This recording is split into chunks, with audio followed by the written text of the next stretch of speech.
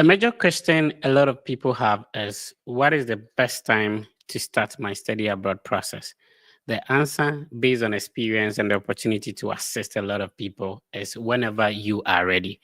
So there's no specific time to say that, I'm waiting, even though I'm ready, I'm waiting until this period before I begin.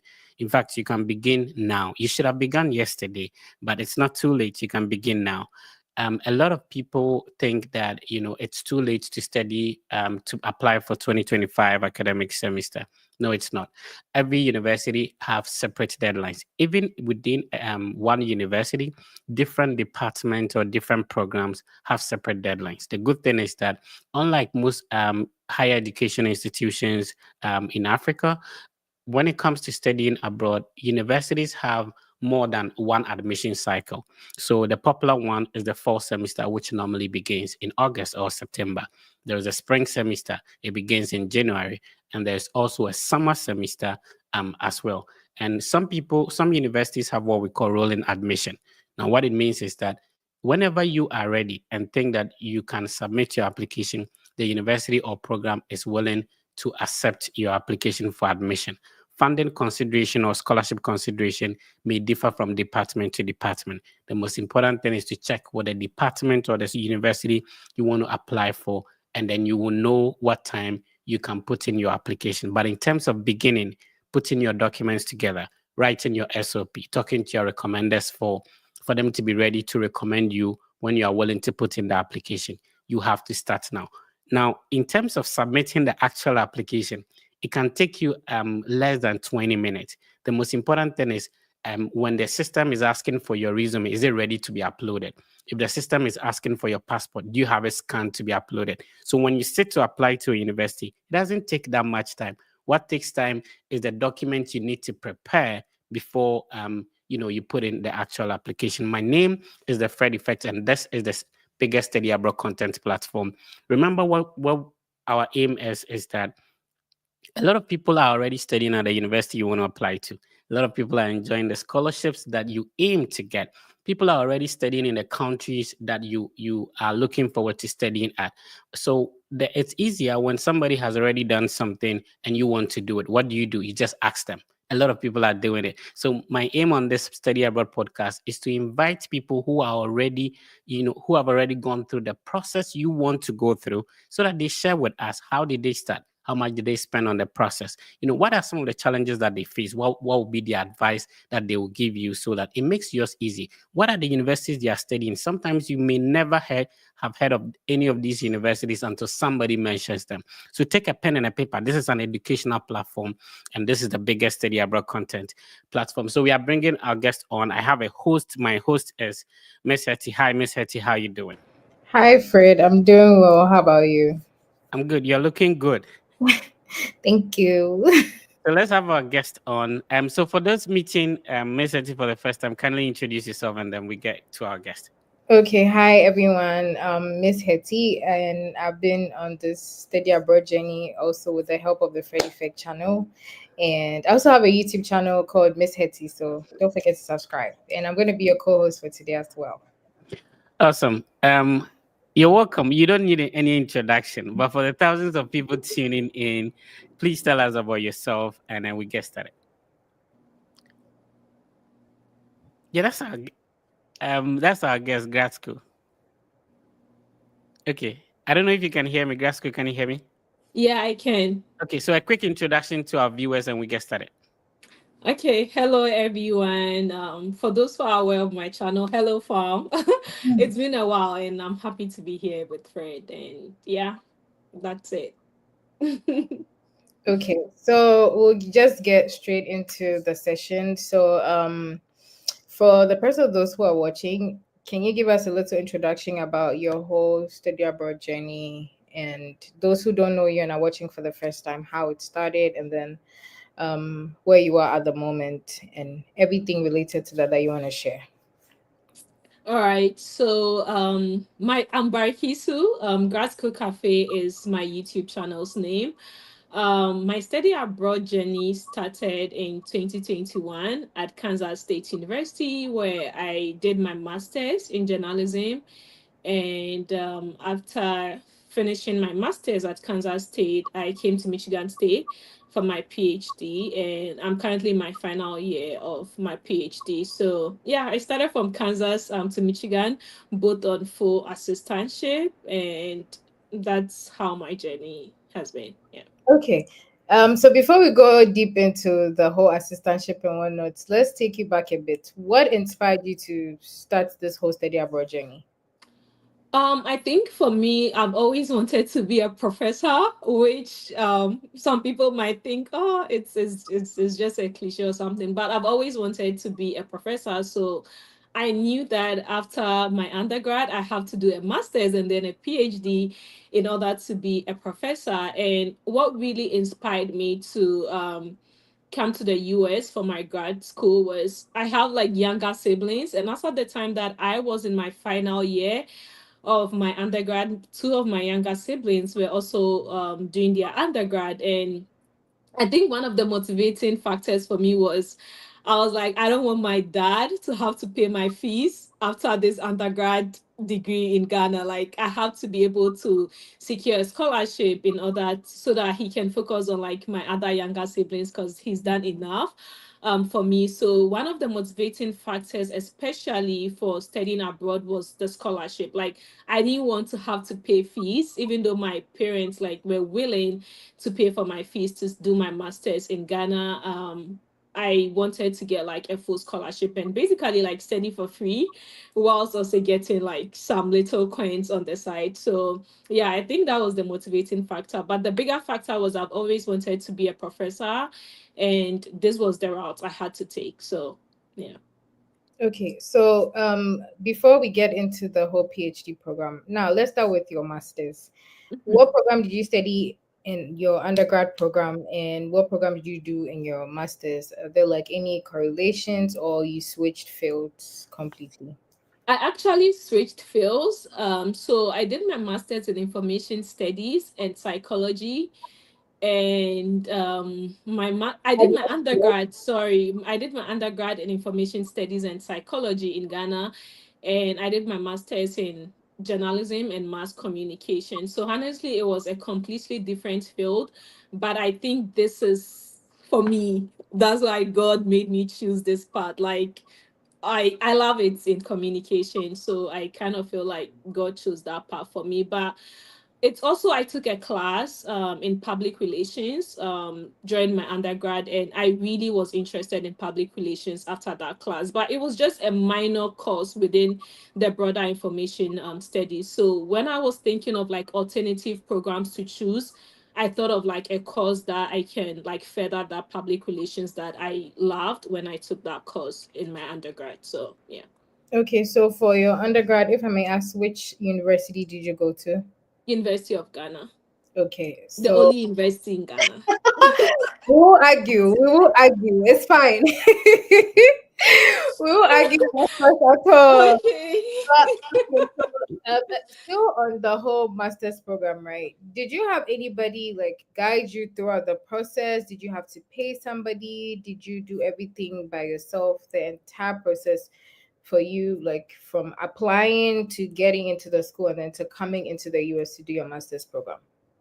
Yeah, thank you. So I really love this question because I started by paying an institution, and I'm not going to mention the institution's name. But when I started, so because I had interest in doing this, my dad had people that advised me that you need to take the GRE in order to secure scholarship. Honestly, everybody around me at that time when I was interested in doing this, they were not interested in this. They even felt like it's really hard and to get like scholarship. You know, at that time, it was like people felt like it's really hard, so nobody was interested in it. So I really had to like find ways for myself, right? So based on like the advice that I got on doing like GRE, I enrolled in a GRE class. And when I went to that institution, one of the packages they had was that apart from training you for the GRE and TOEFL, they would also like search for schools for you with that schools that offer funding and help you apply for the schools. And I'm going to share like all this because this is very important. Like I always tell people, do it by yourself, don't go and pay anyone. And this is my story, which is why I always encourage people to do that. So my goal was to start my master's immediately after my national service. So I didn't want to stay a year before. But I went to this institution, and one of the mistakes that I realized from that institution was they didn't even let me know that if you want to get funding, this is the time you need to apply. And this is the time that if you apply, you might not get funding, right? So as of let's say April, they were encouraging me to apply for schools. I paid like several application fees, and this was during my national service. So I paid all these application fees, and I did get admission into like these programs, but I didn't get funding. Why? Because there's no school that's going to give you funding in April, especially for masters and PhD. It's very rare, right? So that's one of the things that I felt like, why is this institution not aware of this for an institution that is charging people to do this process for them? So after that April deadline, getting admission without funding, I decided to try again the next year. So initially, I wrote TOEFL with them, and then the next year, I was like, let me try the GRE. So my luck came from enrolling in that GRE class in the same institution where I met this lady, and I always talk about her to everyone. She had a grandfather who was in the States, so he was aware of the process. So she kind of helped me with like whatever information her granddad would share with her. She shares that with me. And I also started reaching out to like other Ghanaians who were studying abroad for advice, because when it came to selecting or looking for schools, what the institution did, they put us behind a computer and they Mhm. are like, okay, look for the name of the school. They give us a sheet of paper, look for the name of the school. And mind you, this is an institution that said, okay, pay for the entire package, we'll look for the schools for you and everything. So they give us a sheet of paper and they're like, look for the name of the school, put the fees there. And I'm like, I'm here to get scholarship. So why are you asking me to put the fees there on the paper? So honestly, I stopped going at the point based on my friend's advice, because I realized I can sit in my house and do that search on my phone, and it's the same thing they're asking me to do. So yeah, I think I got more help from like the friends I made from that institution, as well as reaching out to other Ghanaians who were studying abroad. If you're just tuning in, we are speaking with Barakisu. Barakisu has a YouTube channel called Grad School Cafe, and we'll be sharing that with you shortly. So, graduating from University of Ghana, moving on to Kansas State University, and also currently doing a PhD at University of Michigan. And Michigan State. Michigan State University. Yeah, Michigan State. It confuses me a little bit. But yeah, Michigan State University in Ann Arbor, right? Yeah. Um, In It's Lansing. East Lansing, not Ann Arbor. Yeah, University of Michigan is in Ann Arbor. Okay.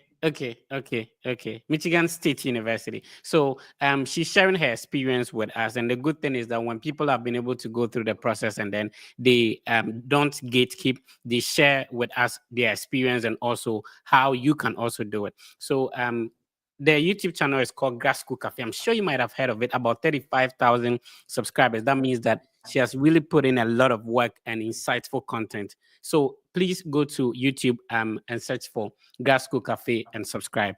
And then Miss Hetty also has a YouTube channel called Miss Hetty. And then all you need to do is to go to YouTube, search for MS, then HERTY, and then subscribe. Today, the question we are asking you is what do you know about the studying abroad process? Like, what at all do you know? Let us know in the comment section. If you like, if you share, if you subscribe, if you comment, you automatically join a draw that we'll be having at the end of the session, so that we select one person which the team is going to assess, go through the process. So please keep the likes going. You can like more than once, and it's free. You don't pay anything. So click on the like button, subscribe, and then be part of the family as well. So the first school that Barakiso attended is Kansas State University. And you mentioned this school. Was it the only university you applied to, or that's the school that you decided to go to? That wasn't the only university I applied to. I applied to like I think almost 5 or 6 Okay. universities. But that was I got funding in 2 universities. But I chose that because out of these 2 universities that gave me the funding, I liked their program. So that's why I chose it. Talk to us about Kansas State. I know it's one of the schools that really give funding. What program did you say you studied there? And talk to us about it. If anybody is hearing about it for the first time, KSU, what is it? Kansas State, I mean, it's a great institution. And what I loved about Kansas was the fact that there were so many other African students there. So it has a very good African student community. So adjusting was very easy because you have all these people that are willing to help you to adjust. So yeah, and again, like you mentioned, they do give funding a lot. And I think it's because we know a couple of Africans that are there. Mhm. So we are able to tell people that like this institution gives funding. And I think that's one of the good things about applying to Kansas, because one of the things that I know most US universities do is like also looking at what other people from the country's performance was, right? Yeah. So because Kansas has had a lot of African students who, like, most of them are very good students Hmm. and they are doing really great. It's you already have that reputation that okay, African students are good, so at least that is there before they even review your materials and everything. So yeah, if you're an African and you want to apply for like programs at Kansas State, I know like the popular programs at Kansas State that there are so many Africans. Communication. Yeah, currently I think they have like 3 Ghanaians in the communication Oh, department. nice. Yeah, I think economics, when I was there, they had a couple of Ghanaians. I know the leadership school. So they have like leadership communication, which is a PhD program. I know they have a couple of Africans in that program as well. And I think is it geography or geology? I don't know, but like one of those areas. But most department at Kansas State, you would find Africans there. Nigerians and Ghanaians especially. And so it also makes the process easy for you in the sense that if you're interested in Kansas State, you can just reach out to some of like these people by just going to the department's website and they'll be willing to answer your questions. So All right. yeah. Before Miss Hetty comes in, so what we want to do mostly is that we share the websites of these universities so that people who are hearing about it for the first time will be able to write them down, research on it, and Mhm. see if they can find their program there. So apart from Kansas, you mentioned that you applied to other universities. Can you please share them so that we share it with the viewers as well? Yeah, I think the other university that I got funding in was North Carolina, Greensboro. But the program was information studies. It was the information studies area based on like my undergrad. The other universities I applied to, but honestly, I don't remember because I didn't get funding. Yeah. So I'm not gonna give them free ad. They didn't give me funding. So so yeah, but yeah, this maybe when I start talking about the PhDs, I can mention some schools. But based on the recommendations I give to people who are interested in communication program, I know there are a couple of Ghanaian students who have passed through the communication program at Illinois State, Kansas State, University of New Mexico. I know like a couple of Ghanaians have passed through that program as well. University of Cincinnati, I know 2 Ghanaian ladies that have been through that program. Yeah, I think these are like some that I can just mention briefly. Yeah. Awesome. Thank you for sharing that. Okay. So let's talk a bit about your funding for your master's program. How did you merit like an assistantship? Did you have to write, you mentioned GRE, like did you have to submit any specific documentations or any test scores to merit the funding, or it came with your admission? So I think for Kansas State, especially the communication program, you indicate if you would like to be considered for assistantship, which is one of the ways that some universities do their process, whereas others would ask you to like apply separately, right? So honestly, like this whole process, you learn every time you make a mistake, you know. So Like after getting into Kansas and Greensboro, I realized like the previous years I was really doing it like wrongly. And even when I got into Kansas, when my admission came initially, it didn't come with funding. So it didn't come with funding, but I was like, no, I'm not gonna give up on this. So I decided to reach out to the graduate coordinator, which is something like after I realized that okay, you should have probably done this beforehand. So I encourage students to always do that, either the graduate coordinator or even the professors in the department, right? Just to kind of familiarize yourself with the process in that institution. So I reached out to the grad coordinator and I did make her aware that I cannot attend the institution without funding. So if there is an open spot, let's say if somebody rejects or if they have an open spot, she should let me know. And yeah, luckily for me, like within few weeks, she reached out to me and she was like, "Oh, we have funding for you," and I was like, "Great!" So yeah, imagine if I didn't reach out, probably they'll give the spot to somebody else. So And that's yeah, very true. I think personally, like from everything you said, which I kind of relate to, is the fact that you need to ask questions. Like yeah. throughout this process, you need to ask questions because I also like I kept that communication with my graduate coordinator during my application process. So and I did that mainly because I wanted my name to be registered in her mind. So the moment my application is brought before her, she'll say, "Oh yeah, I've received an I email." remember. I can tell that this person is a good fit for the country. So emphasis on ask questions, don't be silent. And it's amazing that you talk about having to do the process by yourself. Meanwhile, when you started, that was not like the whole like idea and you started with, but now taking into consideration everything else and where you are now, you're saying that the best option is to start and do everything by yourself and also like look at the timing as well. So let's talk about your PhD program. What are you currently studying in your PhD? So I'm in the information and media PhD program, but I am specifically in the public relations and advertising department.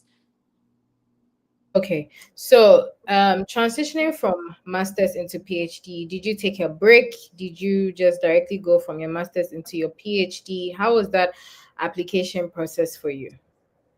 I didn't take a break. I went straight. So I started my application process, I think the second semester. Is it the first semester of my second year? Yeah, so you have to start the semester before you would graduate. So I started the process the first semester of my second year in the master's program. Yeah. Okay, so let's talk about the whole transition from masters into like a PhD program. How has the like experience been for you so far? Because I know sometimes the national students are like, oh, let me take a break before I get into a PhD program, but you're going directly into a PhD program. How's the experience been for you so far? I mean, it was tough in the first year because it's like you bring the tiredness and stress from the master's program into the PhD. So, like, one thing I always tell people who are yet to start their PhD after their master's, I'm like, that period where you are waiting to start the program that summer, like, don't do anything, just like chill and rest because once you start the PhD, it's like it's stressful right from the first day, you know. So, yeah, it was definitely stressful in my first year. Um, but I don't know because I've not been in the situation where I had to take a break. I don't know if people who take breaks, it's easier for them. But I would assume that it's probably easier for them. But some of them, depending on the length of the break, also feel like it's hard because you've taken like such a long break from academia and you're now coming back. So it's kind of hard to adjust. But also like starting immediately is very difficult, but you would adjust. Yeah, you will. Right. So you mentioned you because of the institution that you started with back home, you were asked to write IELTS. Did you write GRE as well? Yeah, I wrote TOEFL and GRE. W- Now talking about the school you got admission in and then scholarship into, did they request for the GRE, or you think if you had known you wouldn't have written that? Honestly, for Kansas State, if I had known, I wouldn't have written it because they paid more attention to my TOEFL, especially it's being a communication program. Like my Mhm. English was like more important to them. The speaking and the writing like was more important to them. So I probably wouldn't have if I knew that I could like email the school and ask for a waiver or something, you know. But other people also say it's good to have both Mhm. because then it puts you ahead of like other people that you are competing with. But even for my PhD, I didn't use like the GRE that I wrote. Even though I had the results, I didn't use it. I just used like my TOEFL. So yeah, I don't think, depending on the program, honestly, like depending on the program, it doesn't make a difference depending on the program. Let's talk about transcript evaluation. It's a big thing now. Did you have to pay for transcript evaluation in No, any of the applications? I'm from University of Ghana. Hello. No, but transcript evaluation. No, I'm just kidding. I'm just kidding. The premium university. I'm just kidding. But I feel like it's really rare for me to find students from like University of Ghana say they have to evaluate their transcripts. I've seen that a lot with people from tech because of their grading system, right? Because their grading system is completely different from the grading system that the US uses, right? But I think it's the US uses like the 4.0 system, which is like what University of Ghana also uses. But I know most people encourage transcript evaluation to like boost up your GPA, right? Yeah. So maybe So, if I had, according to Barakis, go to University of Ghana so you don't pay for transcript. yes, No, but Barakis, what happens is that please don't drag me. I'm just kidding, but I some think schools are making it compulsory now. Like whether you have a first class, whether you went to University of Ghana, whatever, mm, it's required. it's a requirement. Yeah, so Yes. I think for me, actually, talking of that, the schools that required it, right? You know, like this process is very expensive, Yeah. and people don't even have money to pay application fees, and you're Right. asking them to evaluate transcripts. So when I talk to people that want to apply, what I tell them is put together the schools that are not requesting for the evaluation, Mhm. put it side by side with the schools that are requesting, right? If you have a lot of options from schools that are not requesting, if you've spoken to professors in schools that are not requesting and you are confident in those schools, like go for that so that Yeah. you save some money into paying for application fee, right? But if your options are limited, because I had a friend that she was applying and the school that she got a professor who was really willing to work with her, that school required a transcript evaluation. And in this case, she had a very good conversation with the professor. She was very optimistic. So in that situation, it's advisable for you to get the evaluation, right? So I think it's a matter of like comparing schools that are taking it versus schools that are not taking it. And if you have options, it's just like TOEFL and GRE. If you have options for a lot of schools that are not taking it versus like few schools that are taking it, and if you have confidence in the schools that are not taking it, you go for that just to save money and invest it in other areas.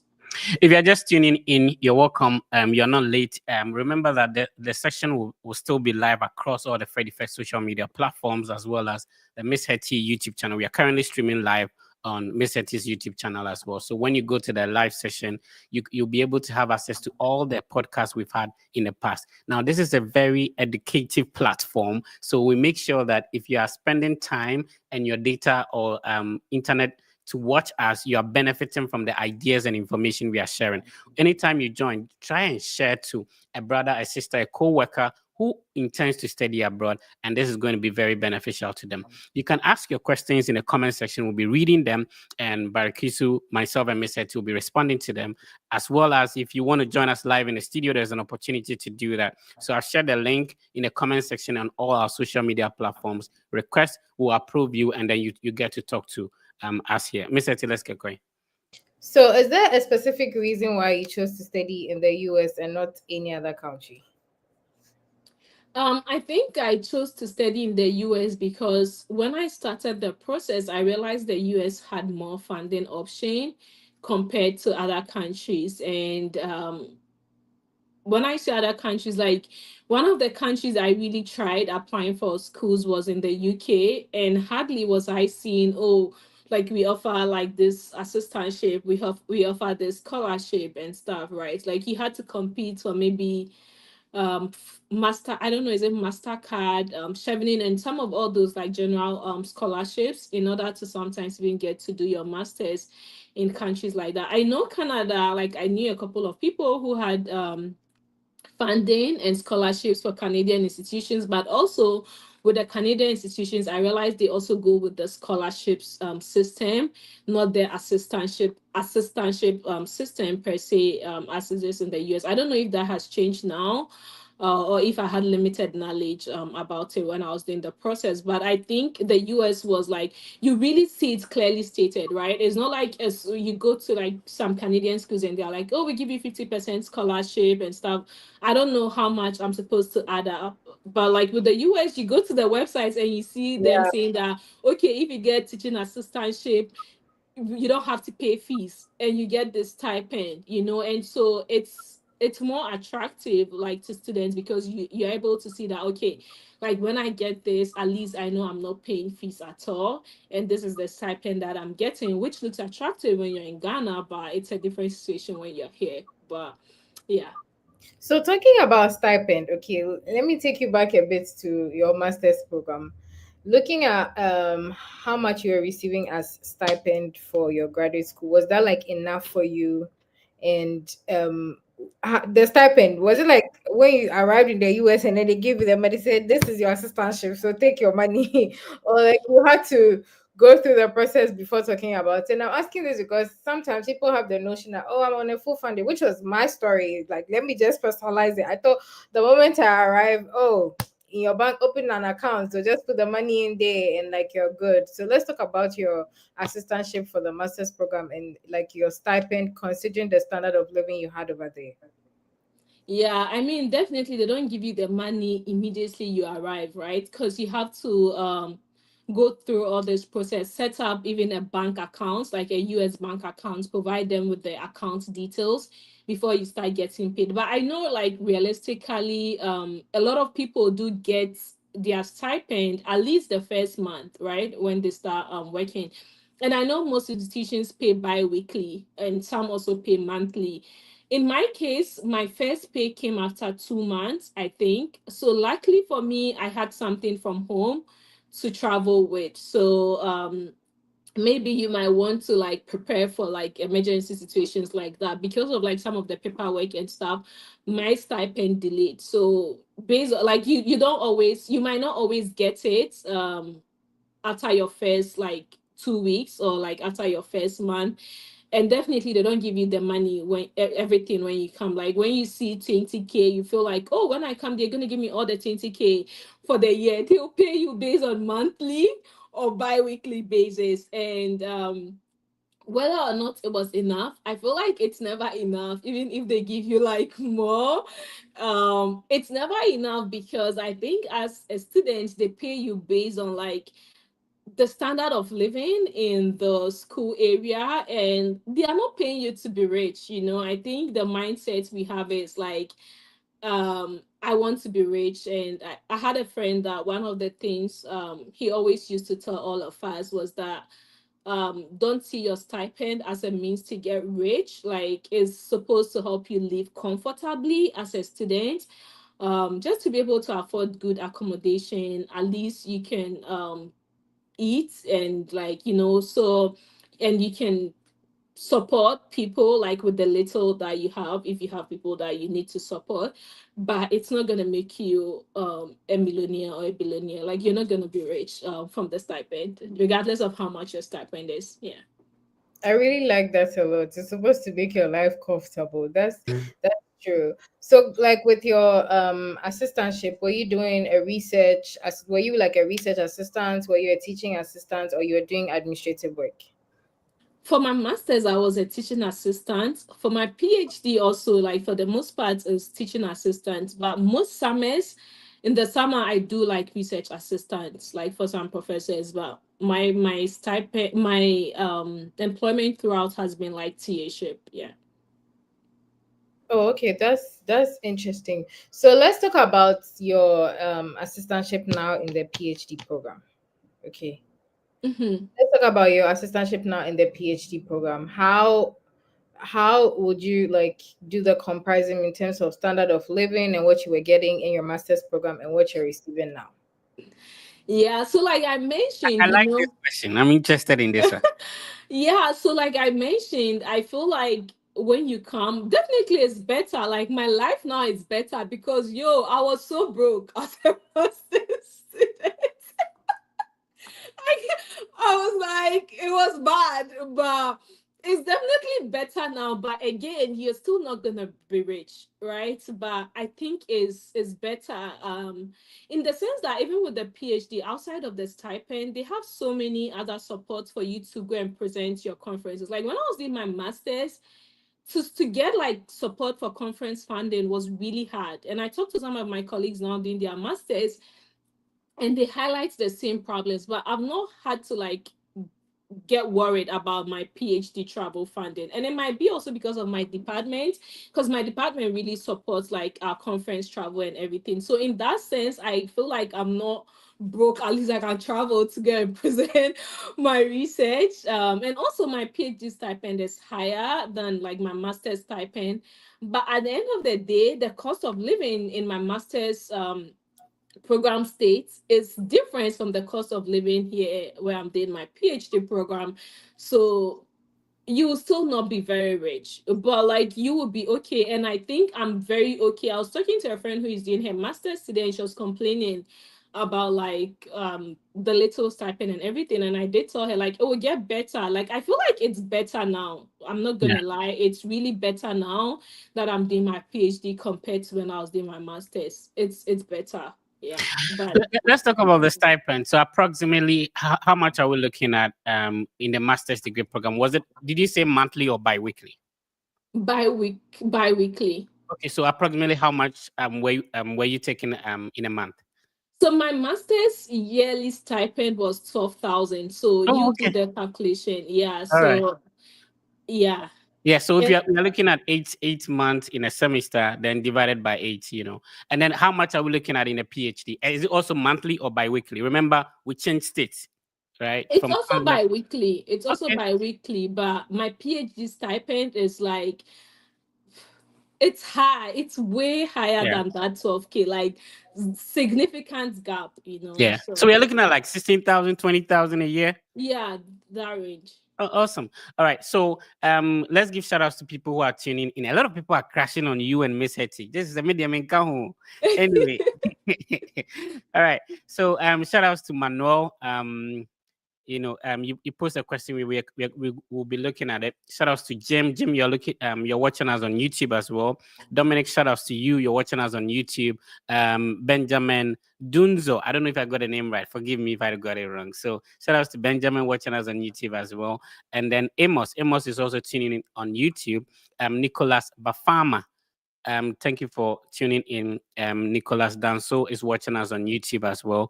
And then let's see if we can pick some questions here. Great insight, Dominic. We appreciate that. Benjamin, shout outs to you as well.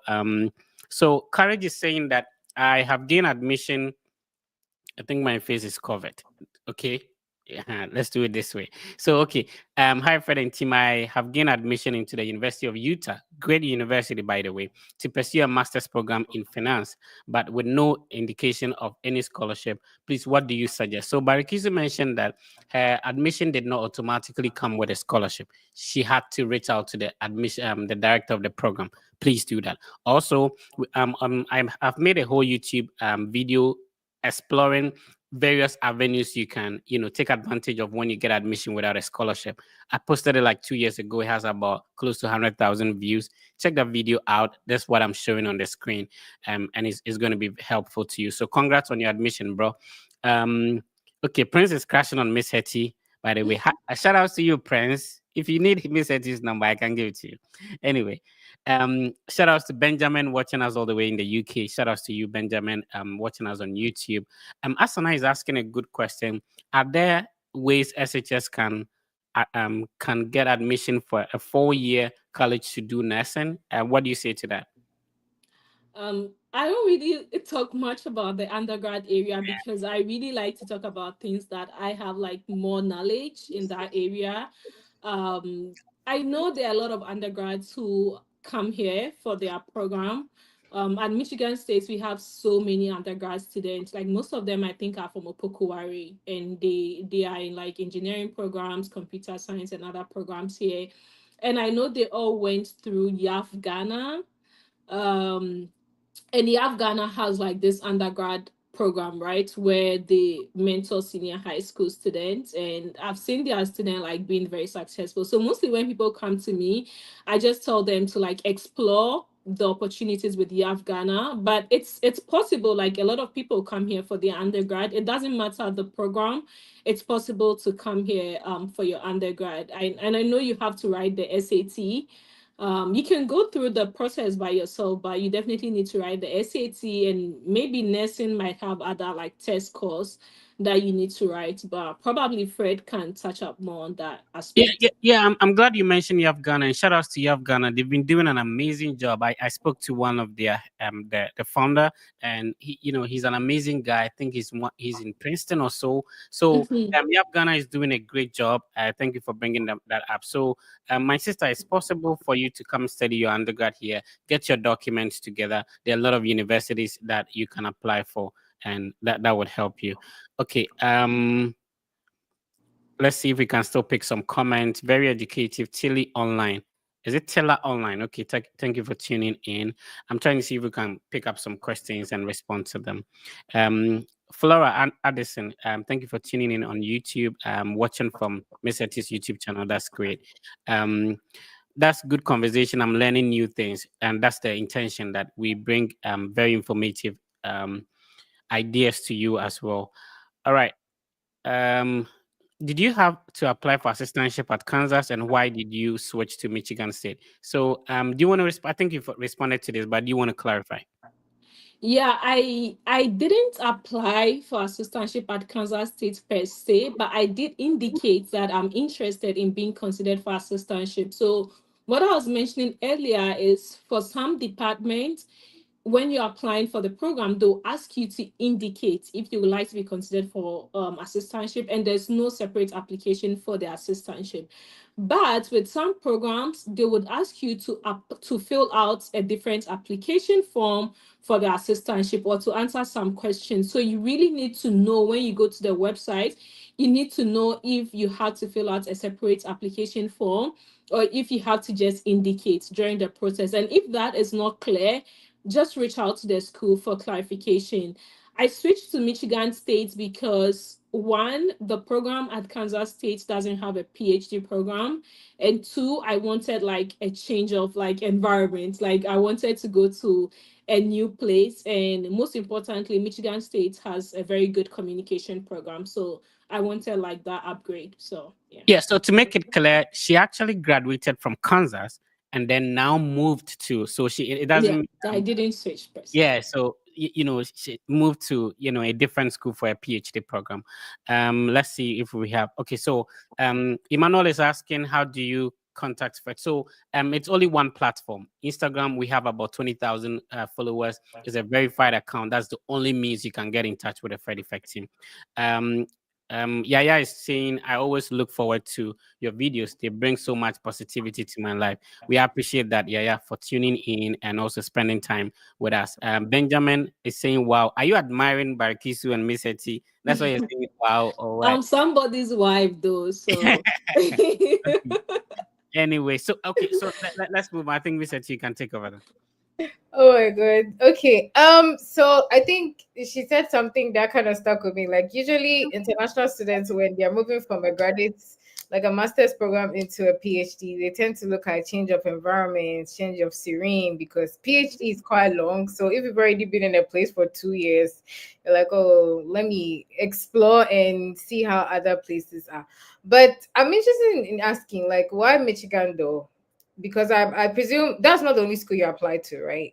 yeah, I applied to like so many schools. I Okay. applied to like I think seven, or yeah, and I did get admission into like five PhD programs with funding. But again, Michigan State is a very it has reputation when it comes to communication, and I wasn't wrong. Like coming here, I know that I made the best decision. Like the program is very great. The professors are great. The funding is great. So after I got into Michigan State and all the other schools, I spoke to like my professors. Like I spoke to all my professors at Kansas State, and I also did speak to a couple of people that were already at Michigan State, and they all gave like very positive comments about Michigan State. And even my professors also advised me to like choose Michigan State because they have a good communication program. So really, I after everything, I chose Michigan State because of like the communication program and the communication department. Specifically, my program, the information and media program, was really good. And I spoke to professors in all the schools, and the professors I spoke to at Michigan State, they really made me like feel like they are willing to support me when I come, and they also really made me feel like they want me to come. Like even they asked me, "Oh, what other schools did you get into?" And they tried to convince me. So I wanted to be at a place that I knew that like these people want me, and they are willing to support me. So yeah.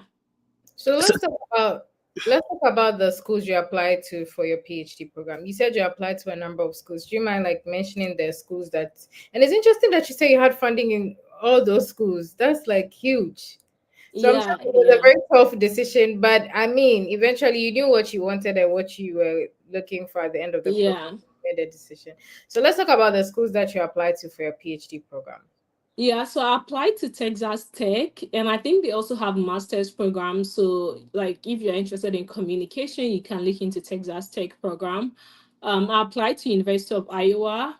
I do have like some friends there currently at University of Iowa in the communication program.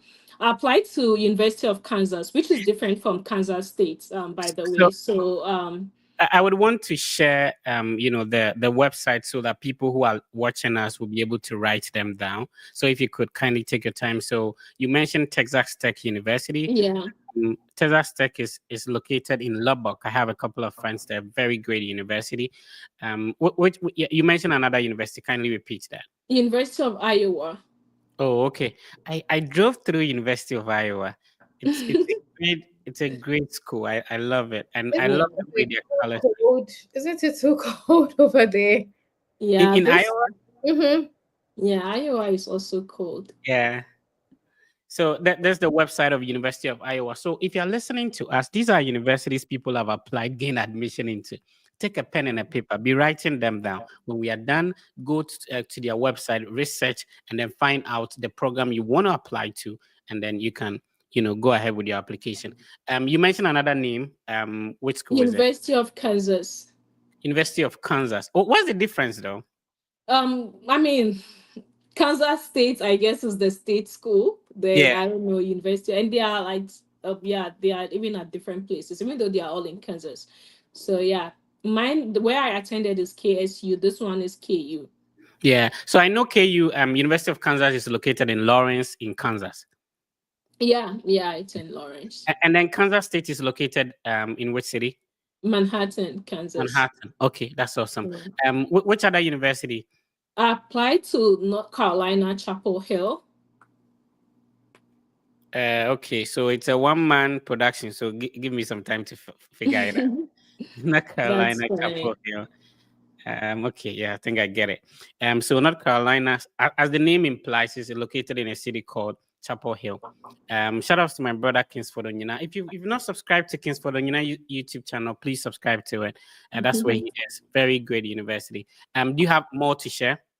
Then of course, like Michigan State. Yeah, Michigan State University. I Yeah. want you to talk more about Michigan State location. How is the community like? Would you recommend that people should apply? Is it only PhD people can get funding? What do you say about your school?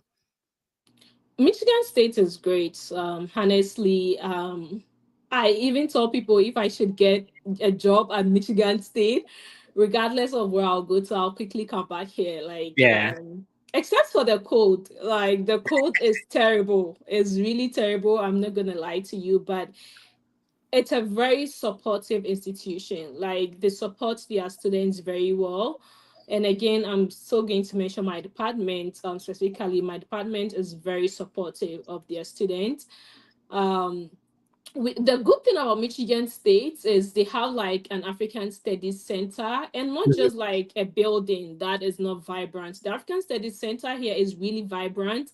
They Yeah. organize so many programs. The African Studies Center also has like funding to support African students. Like I have benefited from the African Studies Center several times for conference travel. I think they award like $1,000 conference travel to African students to attend conferences. So that support is there. They do have like I think 2,000 grants for African students who want to go home to conduct research. So you have that vibrant like African community for like I mean for Africans who are interested in Michigan State. There are so many African students, so you get like a good community, especially for Nigerians. Like there are more than even the Ghanaians here. I know the chemistry department is one of the departments that has a lot of Africans. The chemistry department has a lot of Africans, but we are also in other departments. Like my program currently, we are 3 Ghanaians. We are expecting one next fall. So yeah, it's a great institution. They have the support to support your research. The community is there, and I like the location as well. Like I like where Michigan State is situated because even though East Lansing is a quiet area, you can just take the train to Chicago. You can go to Detroit. It's close to so many like fine places. So yeah. Wow, this like all of this like to just study abroad. First of all, your tuition is being covered for.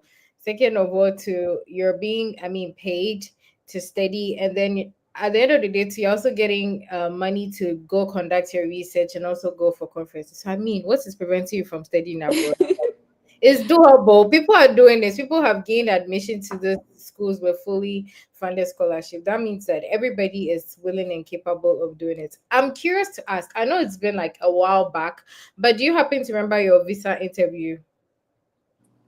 Oh yeah, I did, and I did get a rejection for my first visa interview, with which I mostly touch on. So, Okay. yeah, for my first interview, that was when I got admission to Kansas State.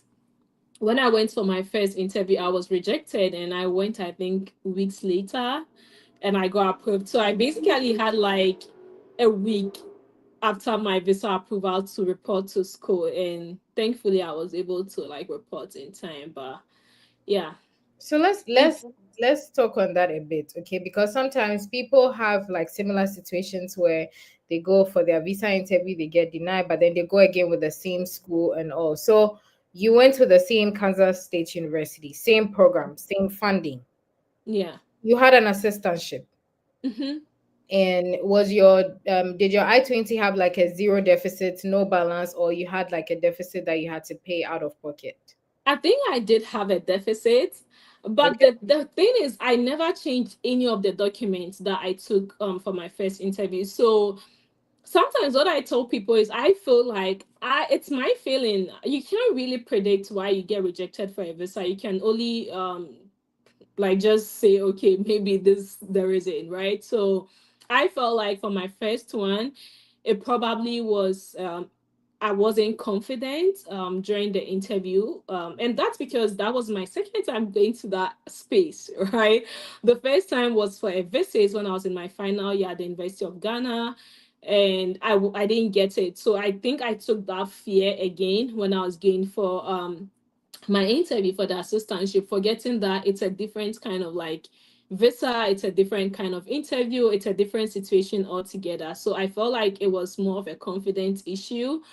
And so honestly, when I came back home, I spoke to a couple of people. Everybody was like, "Oh, change the bank statements, change this, change that." I was like, "Everything here is legit, so why do I have to change anything?" So trust me, I took the same brown envelope to the place, and it was approved. So And yeah, I find that very interesting, and I'm glad you really touched on it because, so like for clarity's sake, you went for the first time with Kansas State University, same I-20, same funding, same bank statement, the same documents, nothing changed. You yeah. got denied, went back home, got a new visa interview date, and then you went back for your visa interview with the same Mhm. documents, and this time you are approved, right? Yeah.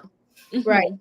And that's like I was just gonna say that it's possible that you go for the first time, get denied. And this is somebody who has had that experience of same documents, going for the first time, getting denied, and still went back again. And this time around was approved. And I like the fact that you said nobody can precisely know why he or she was denied at the visa interview, but it's worth giving it a try, like regardless. And from everything that you said, I've taken one thing out of it, which is like determination and resilience. Because trust me, like now you hear people say, "Oh, I was denied the first time," so it feels like your world is crashing apart, which is fine. But then you are like here at evidence and a testimony to the fact that you went the first time, it didn't work, you went back again. And I think Mr. Fred can like attest to this, that we had a session, interview session with somebody who went about 3 times and like Yeah. was eventually approved. And this was someone who wasn't like willing to give up. He was like consistent and very committed to making sure like he gets his visa approved to come and study the program of your choice. Again, studying abroad is possible. Like if you don't try it and you stick to like hearsay and what people say, you not make that move. So you've been in the US for a while and you've been an international student for a minute. What has been your joyous moment of being an international student? I think the people I've met, um, like I've met people from all continent, like most like places, like continents. Like I've met people from like all over the world, and I have had like good relationship like with these people. So I think that's one. The other thing is I have realized the potentials that I thought I didn't have.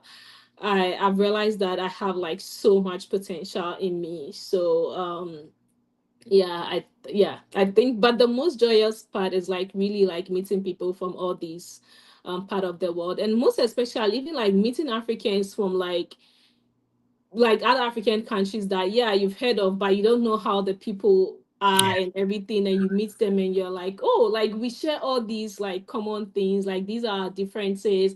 I think yeah, those are like some joyful Like I have a couple of opportunities. friends from Gambia. I like their accent. Yeah, Yeah. because of I guess is it the French Tunisian? Yeah, they sort of. Yeah. Yeah.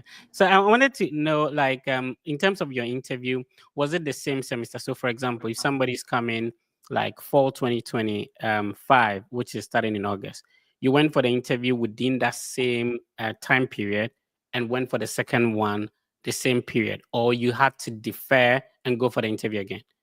So I went to the same period, and I think my luck was that I started my process early. So Mm, like immediately I got my I-20 and everything, I just like started. So I was able to get like a date very early, right? mm, I think amongst all my peers. So when I was doing the process, I had a group of like other friends who were also applying, and we are all here now. And so I think I was the first amongst all of them to get a date. And after me, they went for their interviews and like they all got it. So you can imagine like the frustration, like seeing the people you studied for GRE with and all the process, like they went and they got it. But I did get an earlier date. I think in June. I went in June. So when I was rejected, I was able to get a date in August, and my school was starting like in August. So and I think the other good thing was honestly like the grief after you get rejected. I don't know, I feel like grief is like too strong, but the sadness because my name like Trust me, you don't know you don't know how heartbreaking it is for people who go for visa interview and right, honestly. but like I was sad. I came home, I was like really crying. And at that period, you really don't feel like trying. So I understand people who don't want to try again. I feel like when I came home, it was more of like I did everything right. So why did I get rejected? I was like, no, I'm just gonna apply for like master's programs in Ghana, but I had like good support. So the day I came home for my rejection, like when my dad came home, he's like, "We're gonna pay the next day." So the next day, like I went to my dad to go and pay, and I did the process like immediately. So there wasn't gap, you know. So I was able to get a date. So yeah, was it the same embassy? Did you switch the embassy? same embassy in Ghana. At that time, I think it was more easier to get dates in Ghana. So yeah. Were you interviewed by the same visa officer or the change No, it? it was a different person. Do you remember the questions you were asking the first one and the second one? Yeah, I think the first one they asked me what I'm going to do Mhm. and my program, and I think my future plans. Yeah, and I think the second one they only just asked me like what I'm going to study and why the institution. Like I think the first one asked me more questions than the second one. It was like really fast with the second one. So I kind of also feel like if they want to give you, they'll give you and like they'll not even stress you much, especially if all your documents are like accurate. Do you think the interview, you have been there twice? Like, do you think the interview is luck? Is what? Like the visa approval is left to luck? Yeah, especially if you're a religious person, right? I know not everyone watching is a religious person, but for me, being a religious person, I feel like is God. Like if God says you're gonna have it that time, you're gonna have it. And um, not to bring in religious perspective, but I actually getting it the second time, I felt like I needed that space Mhm. to wait before I prepare, because if I had gotten it earlier, I might have left home like earlier. And I had a business also in Ghana, and I feel like having that space, I was able to like fix up things before like I left. But really it's luck. It's really luck because people would have everything and they would deny them. You know, I have friends that were put on administrative processing and till date they didn't call them back, but every document they had was like accurate, right? So yeah, To it's somebody who has been rejected, you have had that experience. How did you deal with the emotions? You spoke about your dad being supportive and all that, but to somebody listening to you who has been there, it didn't go as expected. They feel like they did everything right. What do you have to tell them? How did you deal with it? And should they reapply? yeah, I would say try till you get tired of trying, you know. And I think the whole thing about this study abroad process is trying, Hmm. but also know the extent to which you can keep trying, right? So I would say like try multiple times, but also be open minded about other countries. Hmm. Because I had a friend who like got rejected several times for the US, and she went to the UK and she's done with her masters and like working, you know. So sometimes this might not be your path. Your path might be in another country, you know. So definitely keep trying, but also know when to shift your attention to like other places. Let's bring other people in the conversation. If you're just tuning in, we've been speaking with Baraki. So this has been an interesting conversation, from somebody who tried, even on a full scholarship. A lot of people become very complacent, doesn't look for help when they think they are fully funded, and so that solves it. Barakisu is sharing a very rare experience with us where everything was being sponsored by the school, and yet the first attempt did not go through. She didn't give up, and then she tried again. If you're listening to us, life is not supposed to be that smooth. If it was smooth, if it was that easy, everybody would have done it. It's part of it. Sometimes you slip, you fall, you wake up, and then you continue. So, if it doesn't go the way you wanted it the first time, even the admission, the scholarship application, sometimes people apply for the first time they apply for schools, they get rejected to all of them. Don't give up. Please retry. And it's going to go well. So let's speak to Zaid Muhammad. Muhammad, salam alaikum. Please unmute your microphone. You feel more Hello, relaxed. Assalamu alaikum, Muhammad. uh, Mr. Fred. It's not easy. It's so difficult to reach you. Why is it so difficult? I have sent you several mails, and a Muhammad, lot of people Muhammad, are. Muhammad. You, We are talking now. Please let's talk. Can we have a conversation than rather to complain? That's a challenge I have with people. We are talking now. Let's make good use of this time rather than complaining. Okay, bro. If you're gonna complain, you'll be muted. So you're muted now. We cannot hear you. Please go ahead with your question. We've had opportunity to talk. We are talking now. Please go ahead. I'm coming. I'm coming for No. That's so Barkisu. We have a lot of time, and people complain. Everybody is busy, right? Like, so if we had opportunity to talk, let's make good use of that time. Let's not complain. Let's talk to Jonas. Jonas, how you doing? Fred, I'm doing amazing. Are you going to complain or you have a question? Oh no, I'm not gonna complain. I have a few things here. Yeah, so I've had 2 admissions, apparently 3. Yes. One to Western Michigan University, the other to Missouri State University. Apparently, Missouri State University gave me the opportunity to apply for a graduate assistantship, but apparently, it appears I'm only getting lab letters for the ones I've applied to. But I'm still applying. I'm just hoping that I'll get a good offer probably going forward. But there's one thing. I just saw that consistently there's been an email online.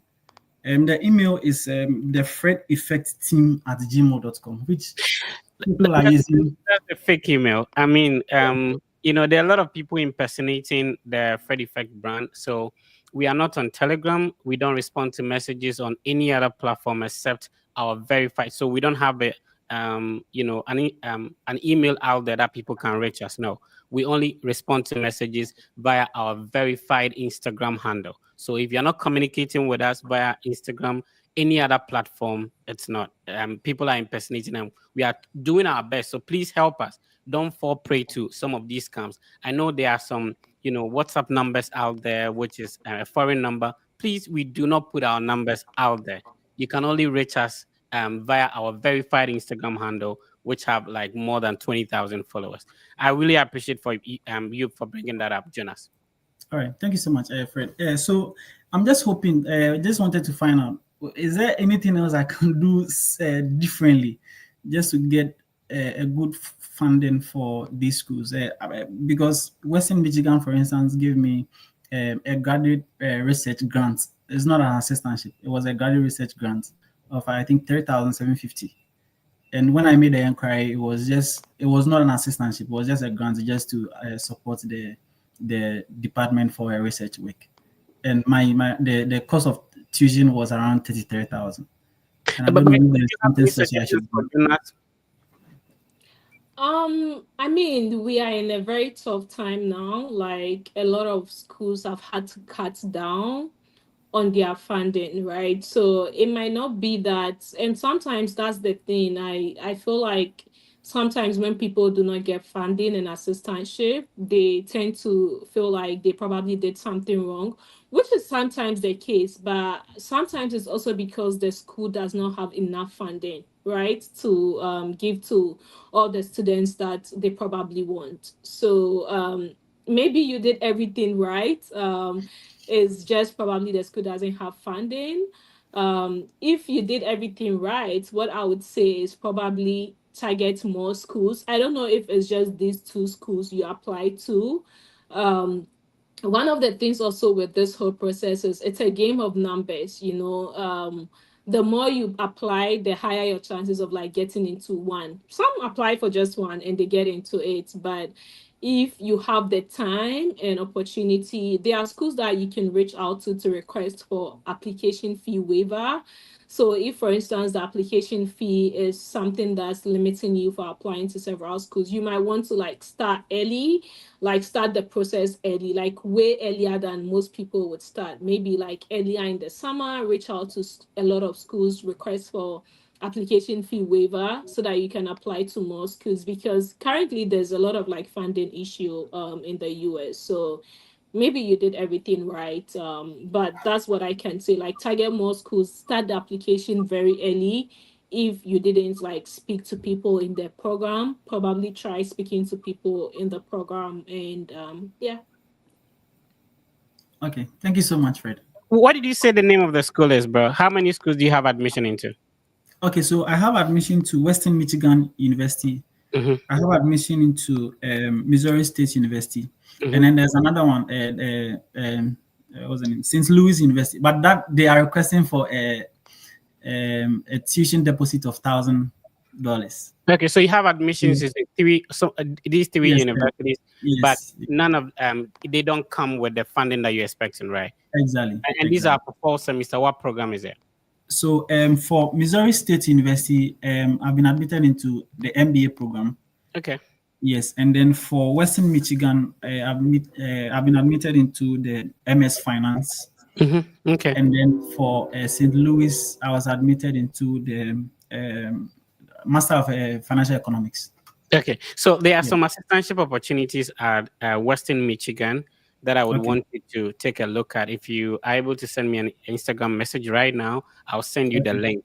These are All right. assistantships that are outside of your department. And I've made Okay. a video that is explaining other alternatives you can explore. Also, Western Michigan has a lower cost of attendance. So the same scholarship you're talking about, I know of someone who actually got that same scholarship, had a financial document, and was able to secure the visa. So don't let this push you down. You can still sail through, bro. All right. All right. I was Thank you gonna so say much, Fred. that, yeah, just to add on that, I was also going to say, like, based off what you just said in your last, that some people are able to get a financial document to sail through the visa interview, and upon arrival, they are able to get like assistantships from other departments as well. So the fact that you're not having the funding now doesn't necessarily mean that going to be your story like when you arrive. So that's also something you can look into. We appreciate you for joining us. Let's see if we can pick other people. If you want to ask us any questions, of course, there's a link that you can use to join the live in the studio, and then we can pick you. If you also have questions, type them in the comment section. Click on the like button, share, and then subscribe.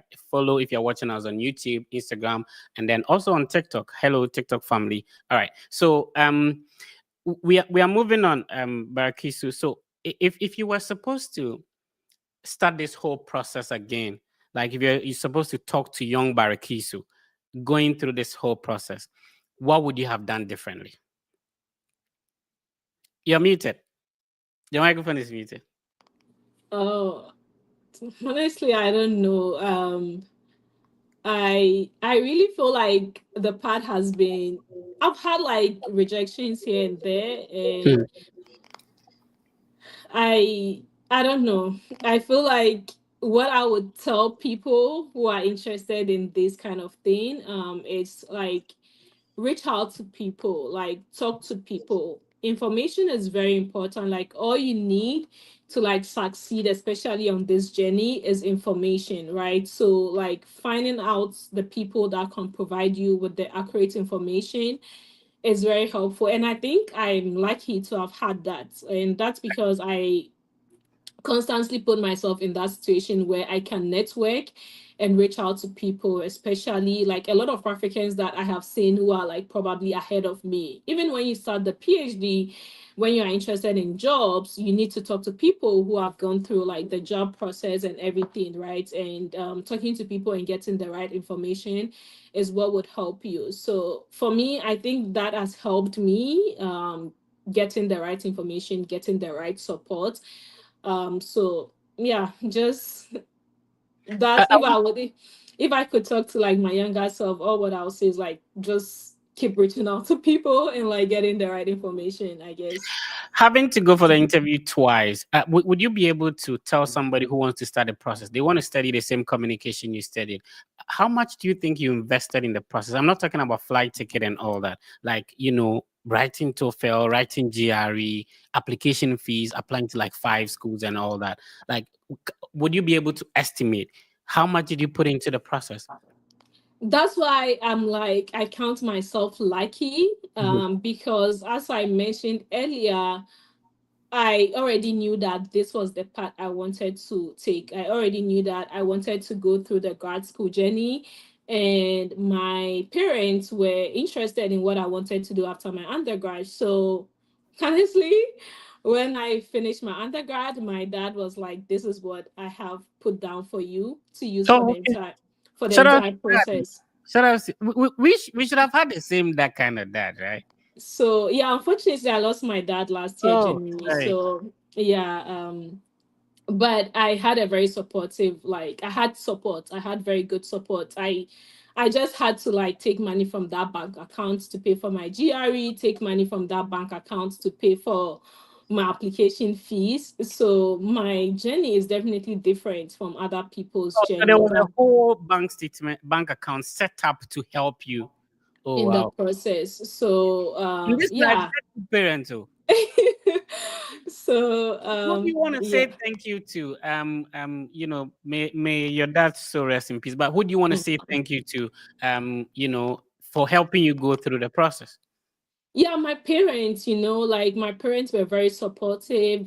My siblings, my uncles, because my parents are not educated. So in as much as my dad was willing to support, he needs an additional person to tell him that okay, what she's doing is right. Like, so my uncles came into play in that regard because they are educated. So they'll tell him, oh, this is good. Like, just do it. Like, let her go for the GRE class, let her do this, So yeah, and all my other friends that I did this process with, like my friend Teresa, I talk about her every time. She had a granddad in the US, so she was sharing all the information that her granddad was sharing with her. She wasn't stingy.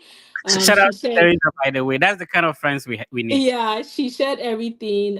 Some of my friends like Musa, Shushu, we had a like we were preparing together for the GRE. We went through the interview process, like everything. And when I got rejected, they kept encouraging me. They actually went to the embassy with me for my first interview. Teresa and Shushu went with me, I know she. and Shout out to Shishi. yeah, so yeah, like just have support around you and like some other people that were already schooling in the US. As at the time I was doing the process, they advised me in terms of schools to apply to and other things. So I had support. I did have support. Yeah. Mr. T, you want to come in? Oh, so I was going to say, like, away from the whole study abroad journey and process, let's move a bit into vibes. And when I say vibes, what do you miss about Ghana? What do you miss about your home country? Like, My family, like that's yeah, I grew up in a very close knitted family, so that's definitely like what I miss the most. I don't miss the food. Like when I post some foods, that certain food that I make here on my WhatsApp, people are like, "You get to?" I'm like, "Yeah." Like if you are interested, if you are really willing to eat Ghanaian food, you can find it like everywhere. It might that not doesn't be. taste the same. Does it taste the Well, it doesn't taste the same, but it's still better. Some people live in countries that they don't even get access to like African food stuff. So yeah, but I just miss like the family, the community, like my friends. I miss going for events. I feel like when I came in my first year, I was like, oh, it's great. You don't have to be going for weddings every weekend and buying new clothes for weddings. But now I miss it sometimes, But yeah, Ghana is vibe. So yeah. That's true. I mean, it's interesting that you talk about the food and also like even before that you spoke about support system, which I think is very important. And I personally, I believe like if you have a strong support system from your home country, don't break that tie. Like keep them, Yeah. bring them with you because you need them. So let me just ask, considering your entire process from going to the visa interview twice to coming to study a master's program and now doing a PhD, like most of all, like switching programs from studying information systems and psychology in your undergrad to getting into communication for your master's, and now doing communication but with specialization in PR, would you recommend study abroad to somebody? Or let me rephrase the question. What advice would you give to somebody who is looking into studying abroad and is looking at switching programs or even like going through with whatever they're studying and the job they're doing?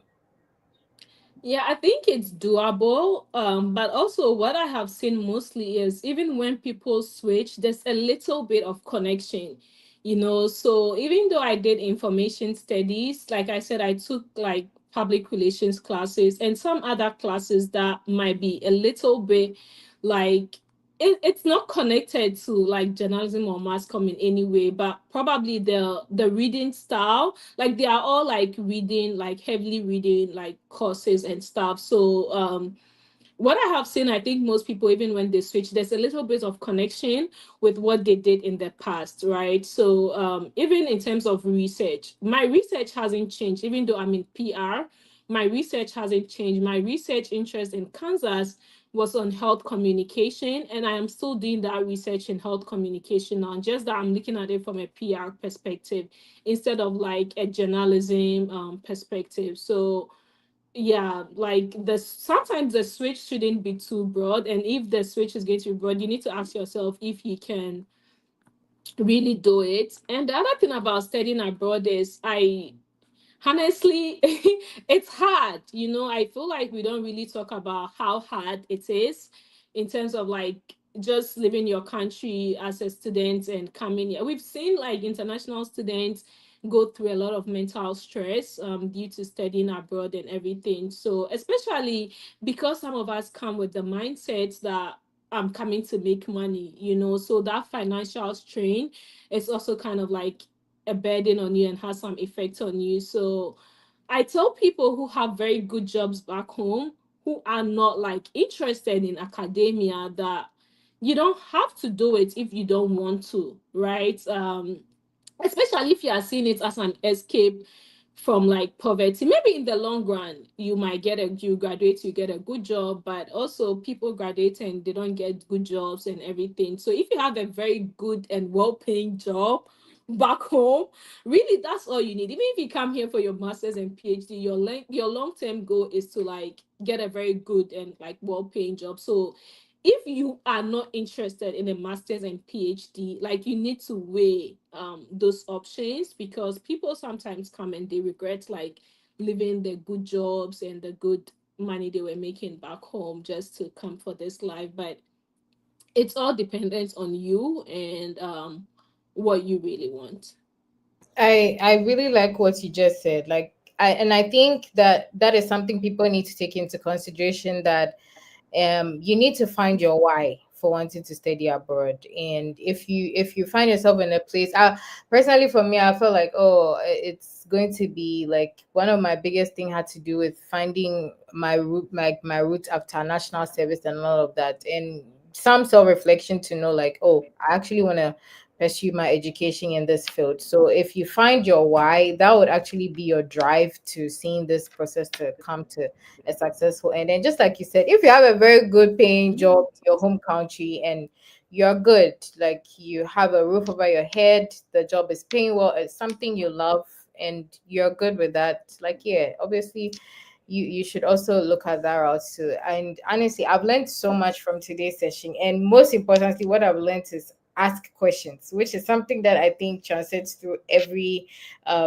international student that I've spoken to. Like, ask questions, don't stick to the information that you know, and also share information. Most importantly, like share information, which is very, very interesting that you spoke about having a community of friends where you used to prep together. And that's one thing that I also did. I met some friends who were going to my same school, so we were prepping together Mm. with the Fred Effects team. So anybody watching, like, I'm a living testament to the Fred Effects team. So I don't play about it. Like, I tell people, if you want to study abroad, like the Fred Effects channel is the go-to channel. I mean, like, I'm trying to get there. Don't skip my channel too. But he's like the main person who Yeah, has no, Fred is the boss. actually he's helped some of us throughout Yeah. the process, like from getting into schools to prepping. And I saw a question about somebody asking what is an I-20. So like an I-20 is a document that the school gives you with your funding details, and then your start date and everything you need to know about like coming into the US. So like it's very important to ask questions, research, like research a lot, and be resilient throughout the process, because this is someone who's been to the embassy twice, and now she's here to share her study abroad journey with everybody else. So once again, studying abroad is doable, and everybody else can do it. I don't know if there's anything like Fred would like to add to it. Yeah, so we have about 1,000 people watching us. People like you guys, so like over 1,000 people tuning in live to, and when when it comes to streaming live to our population back home, data is a little bit expensive, right? So for people to tune in over 1,000 people, we really appreciate you. Remember to click on the like button, subscribe as well. Make sure you subscribe to Miss Hetty's YouTube channel. Barakisu has an amazing channel called the Grass School Cafe.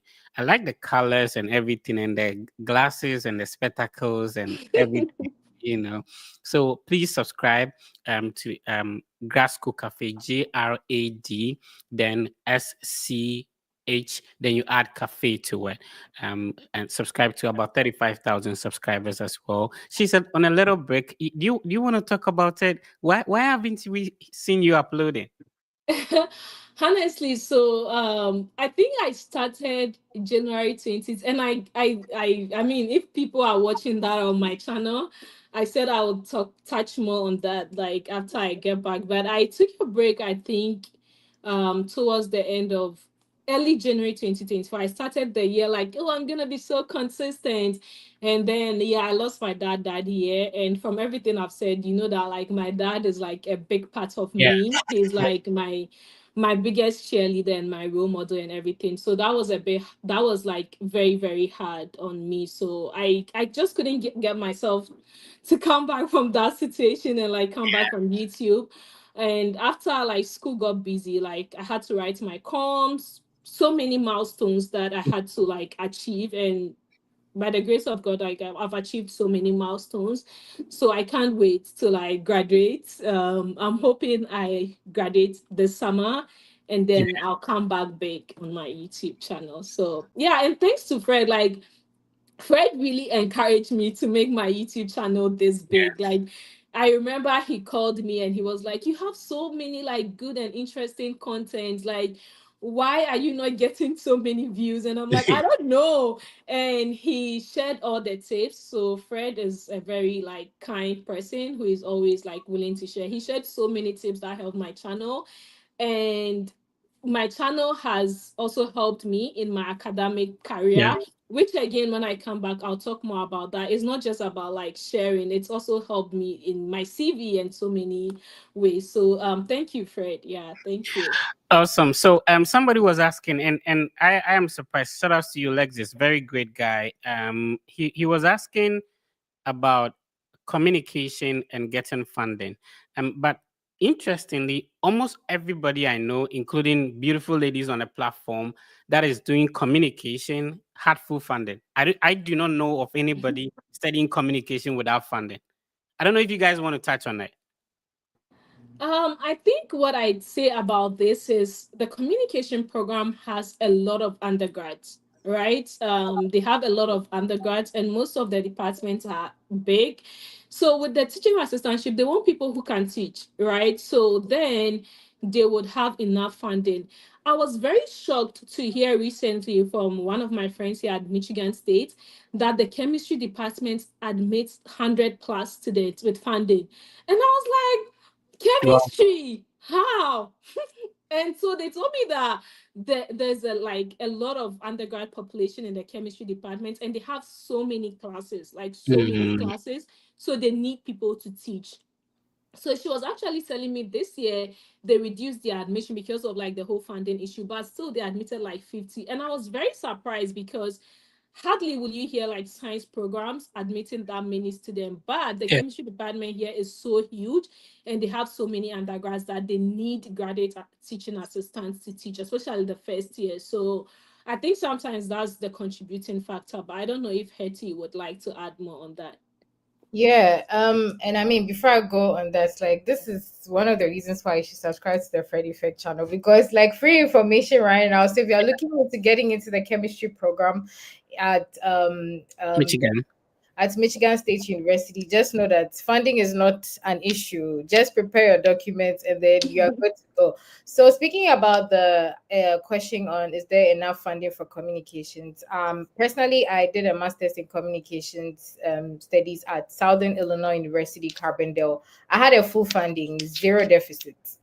And so, like, when I say zero deficit, I mean my tuition and was fully catered for, and I had to do a teaching assistantship job to get a stipend to fend for myself. So yes, there's enough funding for communication schools and communication programs. And once again, if you research, because I know University of is Alabama, they have like a Mm, very good communication. yeah, I think they also do. Yes. Yeah. So that's one part and I mean, you mentioned Texas Tech. So all these like are Yeah. options that you could look into, and it ties down into researching and getting to But know you can look into other areas though, because really we are exactly. becoming too many in this communication. I'm just kidding. I'm just kidding. I mean, the more the merrier. But yeah, there are so many other programs that I keep funding. Yeah. And I like what you said. The fact that you studied maybe a bachelor's in mathematics does not necessarily mean that you can only apply to only masters in mathematics. You can switch at any point in time. Personally, I switch. I've been switching all throughout. First master, second masters. And so if you have communication background, you have a lot of potential. You can look at a lot of fields. Public administration, public policy, information. There's the most important thing is talk to the department you want to apply to. Let them ascertain that they would accept your background into the program before you apply. It's been a great conversation. I really appreciate you ladies for giving your time and putting your potential out there so that people, our friends and family back home, can also benefit from these ideas and information. Any last words before we go, Barikisu? No, like just keep trying. Like everything in this life is trying. And I think I saw somebody write in the chat that every aspect of life is hard. When sometimes people say, oh, when you come abroad to do your international studies, like as an international student, you'll be depressed and things. People get depressed back home because they don't have jobs. Every aspect of life is very hard. You have to choose your hard. Like it's the journey is not easy. It's going I to like be that. hard. And You have to choose your heart.